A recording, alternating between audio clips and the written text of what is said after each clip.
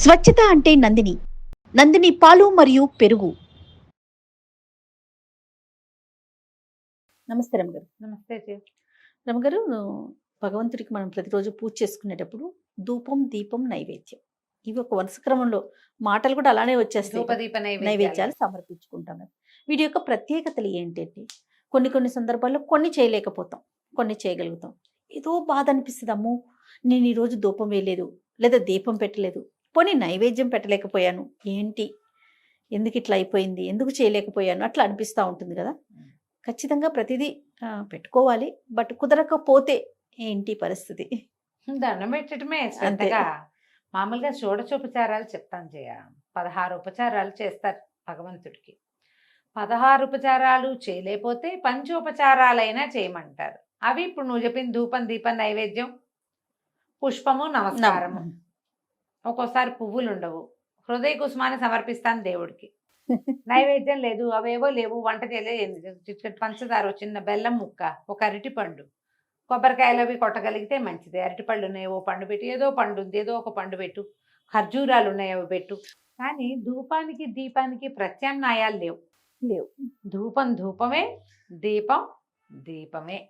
ఒకవేళ నువ్వు దీపం కూడా పెట్టలేవు, దీపాలు మీ ఇంట్లో అలవాట్లేదు, ధూపం సమర్పించవచ్చు స్వామికి. ఈ ధూపం అనేది సాధారణంగా అందరూ చేసేదే చేయాలి. కొన్ని చోట్ల చైనాలోను అక్కడ కొన్ని దేశాల్లో కూడా ఈ పద్ధతి ఉంది. ధూప సమర్పణ, ఒక అగరబత్తి వెలిగిస్తారు వాళ్ళు కూడా. ఏంటంటే గాలిని పవిత్రం చేసే ప్రక్రియ అది. మనం ఎక్కడ దేవతారాధన చేసుకుంటున్నామో అక్కడి గాలిలో ఉన్నటువంటి అపవిత్రతను తొలగించడం, నెగిటివ్ ఫోర్స్ను తొలగించడం, అది మనం తొలగించి భగవంతుడికి సమర్పిస్తున్నాము. చాలా పనిచేస్తుంది ధూపం. పొద్దున కూడా దీపారాధన చేసుకుంటారా, సాయంకాలం ఏం చేస్తారు, ఇళ్లల్లో ధూపం వేస్తాం. మనకి ఒట్టి దేవుడికే కాకుండా ఇంట్లో ఇళ్లల్లా ధూపాన్ని చూపించడం కూడా మన పద్ధతిగా ఉంటుంది. నెగిటివ్ ఎనర్జీస్ ని బయటికి తోసేస్తుంది. ఇందులో వాడేవి సాధారణంగా ఏం వాడతారు, అగరబత్తులు వాడతారు, అగరు, సాంబ్రాణి వాడుకుంటాం, గుగ్గిలం వేస్తారు, గుగ్గిలం వేస్తారు కదా, ఇవే కనపడతాయి.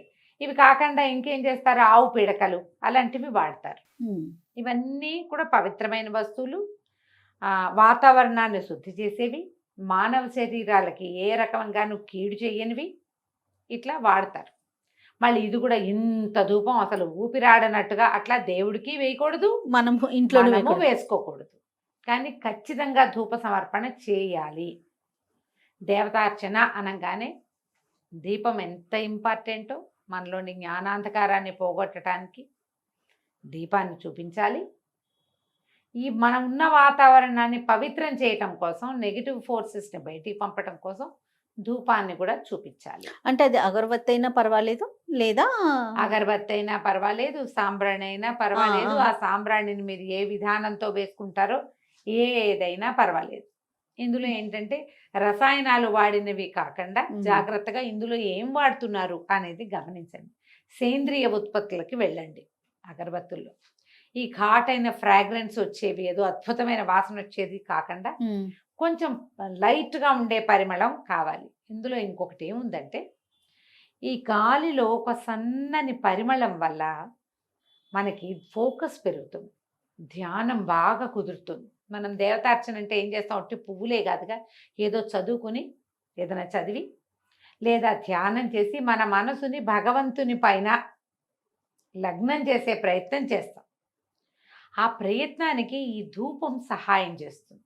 ఓకే, గాల్లో ఒక సన్నటి పరిమళం అంతా అలుముకుంటుంది, నిదానంగా వెళ్తుంది, ఒక పవిత్రమైన భావన వస్తుంది.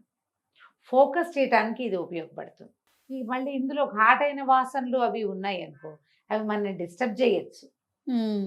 అందుకని వాటికి వెళ్ళకుండా సన్నని పరిమళం ఉండాలి, ఘాటైన వాసన కాదు. పైగా ఈ అగరత్తులకి షెల్ఫ్ లైఫ్ పెంచడం కోసం ఎక్కువ రసాయనాలు వాడతారు, వాటికి వెళ్ళబోకండి.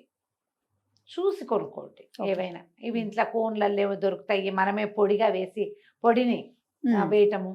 ఈ పొడి వేసామనుకో ఒక్కసారి వస్తుంది మొత్తం ధూపం, స్వామికి సమర్పించేస్తాం, అదంతా బయటకు వెళ్ళిపోతుంది. కానీ దాని తాలూకు పరిమళం సన్నగా ఒక తెరలాగా అలుముకొని గదిలో ఉంటుంది. అగరబత్తి అనుకో అది సన్నగా మండుతుంది, నిదానంగా పొగ వస్తూ ఉంటుంది, స్లోగా గదంతా అలముకుంటుంది. మన బుద్ధి నిలవడానికి చేసే రకరకాల సాధనాల్లో ఈ భగవంతుడికి ధూప సమర్పణ కూడా పనిచేస్తుంది. భగవంతుడికి సరే రమ్మగారు. అలాగే పసిబిడ్డలకు కూడా వేస్తాం కదా, అవును, అంటే సాంబ్రాణి వేస్తాం. సాంబ్రాణి వేస్తాం. దీనికి ప్రత్యేకమైన కారణం ఏంటంటారు? దీనికి నెగిటివ్ ఫోర్సెస్ అంతే. లేకుండా పిల్లలు పుట్టినప్పుడు వీళ్ళు ఎలా అంటే మనకి పూర్వకాలపు నమ్మకాలు కదా జయ, ఇవి మాయలో ఉండి వస్తారు లోపల. ఎంతకాలం, ఒక 9 నెలలు 10 నెలలు లోపల ఉంటారు. వీళ్ళు బయటకు వచ్చాక 6 నెలల పాటు వీళ్ళకి పిల్లలకి ప్రతి వాళ్ళకి కూడా పూర్వజన్మ స్మృతులు ఉంటాయి. అవునట. అందుకే నిద్రలో ఏడుస్తారు, నిద్రలో నవ్వుతారు. నవ్వుతారు. అవును. బాగా అంటే ఈ ప్రపంచానికి సంబంధించని వేరే అలౌకికమైనది ఒకటి ఉంటుంది. ఆ, ఈ వాళ్ళ చుట్టూతా కొన్ని రకాల ఏమంటారు ఈవిల్ స్పిరిట్స్ లాంటివి వీళ్ళ చుట్టూతా రావడానికి అవకాశం ఉంటుందట.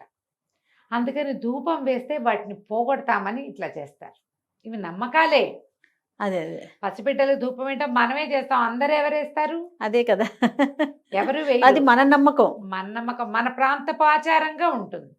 ఇప్పుడు ఎవరేస్తున్నారో మా ధూపాలు డాక్టర్లు స్నానం కూడా చేయించద్దు అంటారు కదా. అవును రమ్మగారు. వాళ్ళు అలికిగా పుట్టారు, పిల్లలు అల్పంగా పుట్టారు, వెయిట్ లో అండర్ వెయిట్ ఉన్నారు, నలుగు పెట్టద్దు నలుగు పెట్టద్దు, నూనె రాయద్దు, బొట్టు పెట్టద్దు, బోనం పెట్టద్దు, పొగలు గీగలు వేయకండి. ఇప్పుడు ఈ పొగ వేసేవాళ్ళు వీళ్ళు ఏం చేస్తున్నారు, ఇది వరకు బొగ్గులు వెలిగించి సాంబ్రాణి వేస్తే పొగ, ఇప్పుడు అట్లా కదా ధూప్ స్టిక్ వెలిగిస్తారు.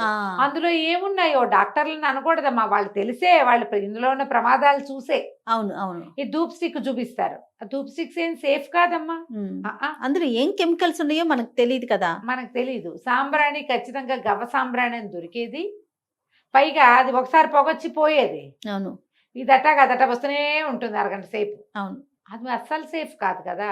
అందుకని వాళ్ళు వద్దంటున్నారు. మనకి తెలివిగల పనులు అవి పోయినాయి అంటే తాపీగా ఓపిక్గా చేసే పని మానేసాం మనం. చిటుక్కున అయిపోవాలి ఏదైనా, రెడీమేడ్. అన్ని రెడీమేడే. మరి రెడీమేడ్ వ్యవహారాల్లో పిల్లలకి ఏదైనా హాని అయితే వాళ్ళ లంగ్స్ లోకి పోతే ఆ పొగ అది ఇబ్బంది. పైగా అది చేతొచ్చిన వాళ్ళు లేరు ఇప్పుడు.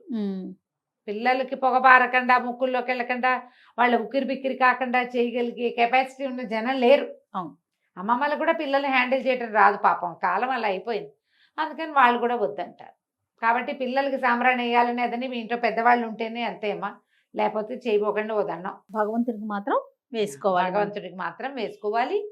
ఏదైనా ప్రత్యేక దినాల్లో తప్పకుండా ఈ సాంబ్రాణి వేయండి. మామూలుగా అయితే అగరబత్తులు అవి వెలిగించుకుంటాం కదా, దానివల్ల ఏంటంటే ఇంట్లో ఉన్న నెగిటివ్ ఫోర్సెస్ పోతాయి. మీరు దేంట్లో వేస్తారో అది ఇల్లంతా ఒకసారి చూపించండి, పొగ చూపిస్తే కొంత ఆ వాతావరణం కొంచెం క్లీన్ అవుతుంది. బోల్డన్ని రకాలు వస్తాయి వేస్తారు జయ. వేపాకుల పొడి అలాంటివి కూడా వేస్తారు. ఇళ్ళు క్లీన్ అవ్వడం కోసం మన ఏమంటారు ఆవు పిడకని దాని మీద కొంచెం నెయ్యి వేసి వెలిగించి, ఆవు పిడక యొక్క పొగ కూడా మంచిది. ఇది ఏంటంటే మంచిదని తలుపులేసి మొత్తం వాసన పీల్చాలని ట్రై చేయకుండా అది మంచిది కాదు. అవును అవును. అట్లా కాదు, జస్ట్ ఆ గాలి ఇలా మన ఇంట్లో ఉన్న గాలిని కొట్టేయాలి అంతే. అంతా తీసి వేయాలి కదా రమ్మగారు. డోర్స్ అన్ని ఓపెన్ చేసుకోవాలి కదా. చేసుకోవాలి. చాలా మంది నేను చూస్తాను మొత్తం మీరు అన్నట్టు క్లోజ్ చేసుకుని ఇంట్లో ధూపం వేసుకోవాలి. అది ఎంత జబ్బు చేస్తుందో లంగ్స్ కి, చాలా అనారోగ్యం. పిల్లలు ఒక్కొక్కసారి సఫకేట్ అయిపోవచ్చు, ఉక్కిరి బిక్కిరి అయ్యే పనులు చేయబోకండి. పాత పద్ధతే గాని ఇప్పుడు ఈజీగా మనకి సేంద్రియ ఉత్పత్తులు గోశాలల వాళ్ళందరూ తయారు చేస్తారు చక్కగా. అవును. మీరు ఏం చేస్తారు, మనం గోసేవ అనగానే సపోర్ట్ చేసుకోవాలి గోవుల్ని, మనం మనని గోవులు. అవును అవునండి. మనకి ఇక్కడికి పిడకలు కావాలి, అగరబత్తులు కావాలి, ఇంకా ఏవో కావాలి, గో ఆధారిత ఉత్పత్తులు. మనం అవన్నీ గోశాలల నుంచి కొన్నామనుకోండి, ఈ డబ్బుతోటి గోశాలలు వృద్ధి అవుతాయి. అవును. వాటికి సేవ అదే, వాటికి ఆహారం అందుతుంది. కాబట్టి సేంద్రియ ఉత్పత్తులకి వెళ్ళండి, ధూపం వేసుకోండి. ఒకవేళ దీపారాధన కూడా చేయలేని పరిస్థితి ఉంటే మీకు ఒక అగరబత్తి వెలిగించి దేవుడి దగ్గర చూపించి దండం పెట్టుకున్న పనికొస్తుంది. నమస్తే. నమస్తే జయ.